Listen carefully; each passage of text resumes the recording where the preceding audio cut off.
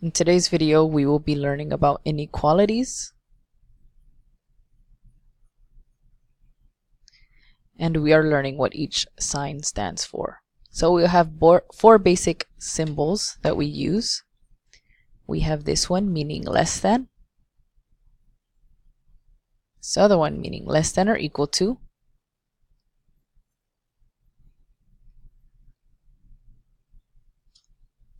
the one facing this way meaning greater than, and this other one meaning greater than or equal to.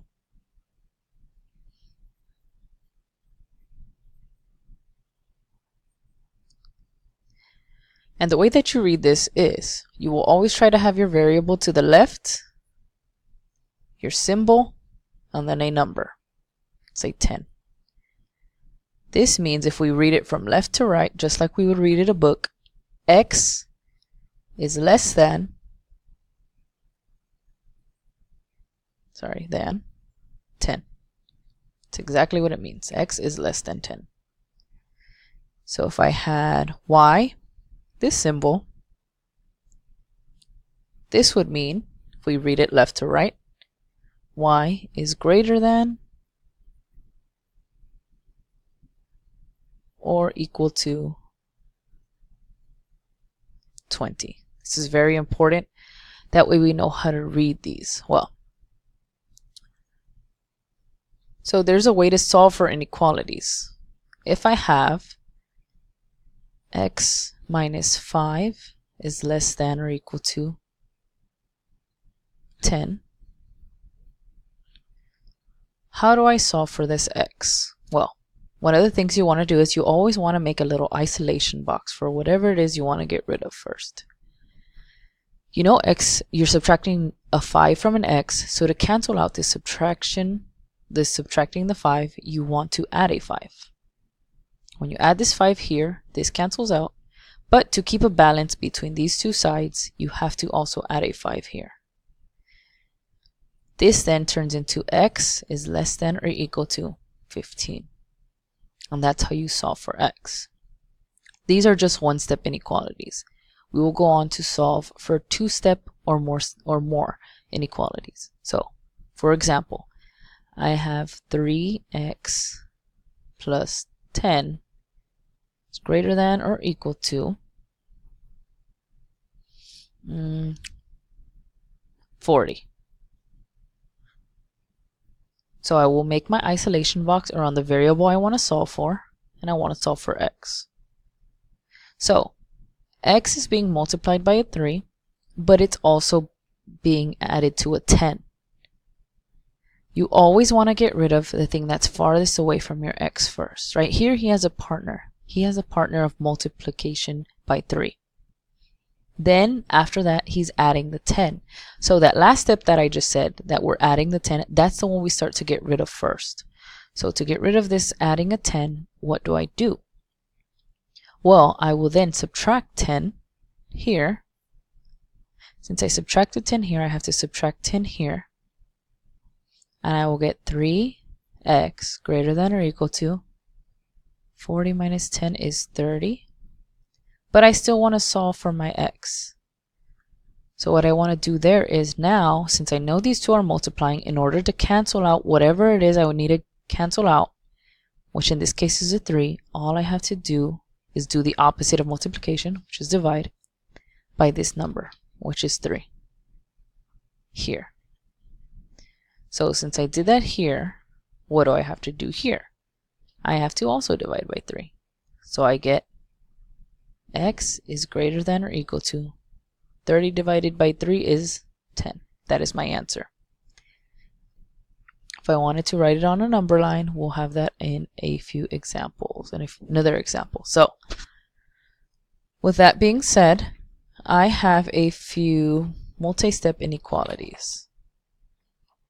And in this example, I have example number 1. And I have this one. So here I have 3 is less than negative 5 plus 2n. I first want to see if I can combine anything. And I can combine these two. They both have n's. They're both like terms. So this then turns into 3 is less than negative 5n plus 2n. Negative 5 plus 2, 1, 2 is actually negative 3n. So I have 3 is less than negative 3n. I want to isolate this n. So what do? I know they're being multiplied by negative 3. So all I have to do here is divide by negative 3 and also divide by negative 3. I will get positive 3 divided by negative 3 is actually a negative 1. And that's what I get so far. In order for me to fully know where my arrow goes on this number line, I want to flip everything over. So when I flip everything over to each side, then I also flip the sign. So this then turns into n is greater than negative 1.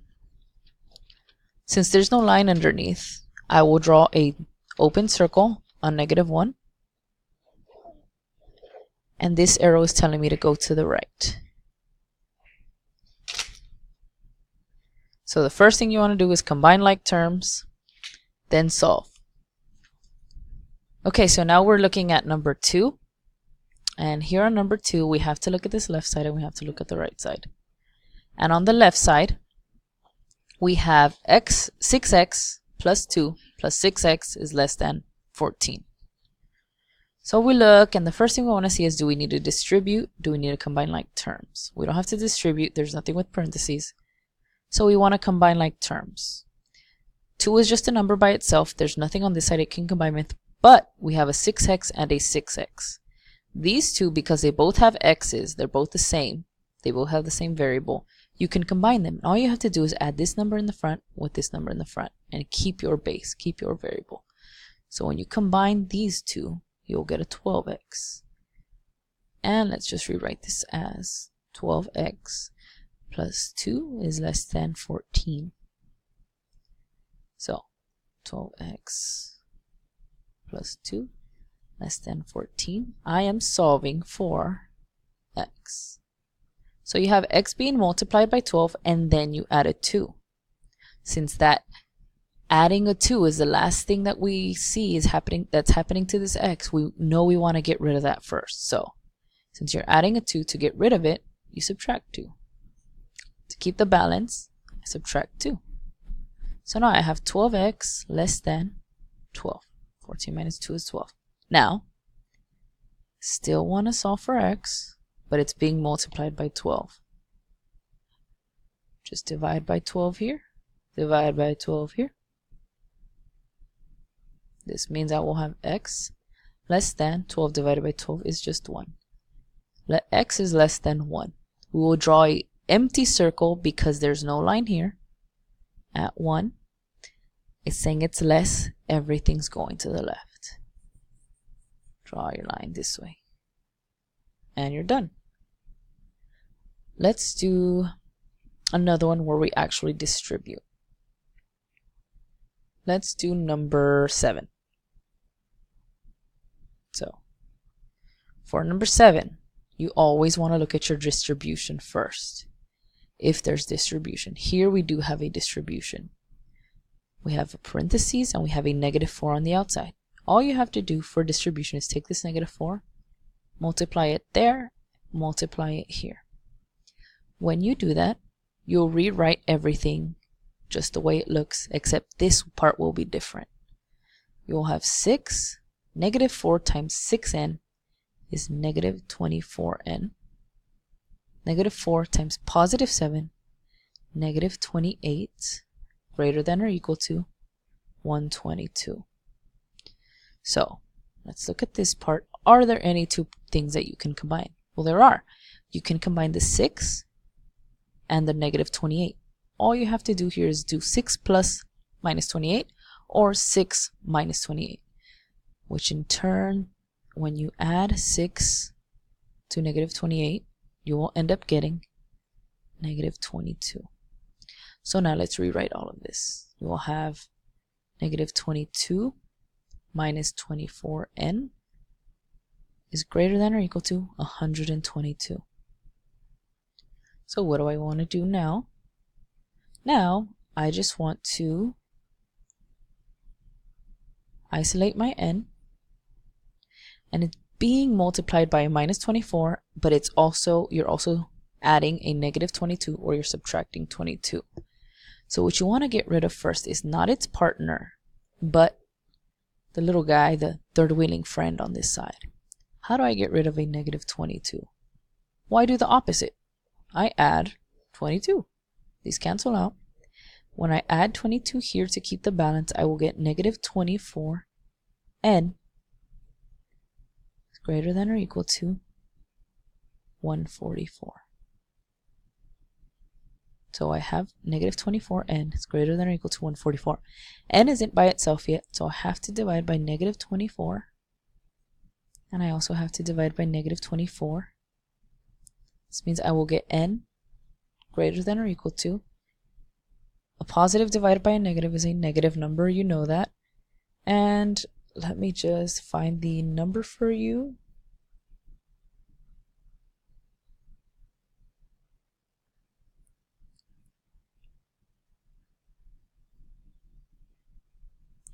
And that is actually 6. 144 divided by negative 24 is negative 6. You have n is greater than or equal to negative 6. At negative 6, you will put, because there's an equal sign here, it's actually a filled dot. It's filled in. This arrow is telling you go to the right. And you keep going and going. So that's how you do this one. Let's try number 8. So 8. Negative 138. You have a distribution that you can do. You will get negative 138 greater than or equal to negative 6 times positive 6b is negative 36b. Negative 6 times negative 7, and negative times a negative is a positive, is a positive 42. Okay, so we want to isolate b. Negative 138 greater than or equal to negative 36b plus 42. So I want to get rid of the negative 36 or the plus 42. Well, negative 36 is partnered up with b, so I want to actually get rid of this positive 42. I will do that by subtracting 42 here, subtracting 42 here. So in the end, I will end up getting 10, 7. I will end up getting negative 170 greater than or equal to negative 36b. So now I still want to find out how to get b by itself. Since I have negative 36b, what I want to do is I want to divide here by negative 36, and I want to divide here by negative 36. But the trick is that whenever I am dividing by a negative, what do I do to the sign? I will actually end up flipping the sign. Remember, this is only whenever I divide or multiply by a negative. So I get negative 36, get negative 170 divided by negative 36. That is a positive number. And I will get, let me just pull up a calculator. I'll actually get a, let me just double check to make sure I have. Oh, see, I actually did the math wrong. It should be 180, negative 180. So, negative 180 divided by 36 is actually 5. 2b.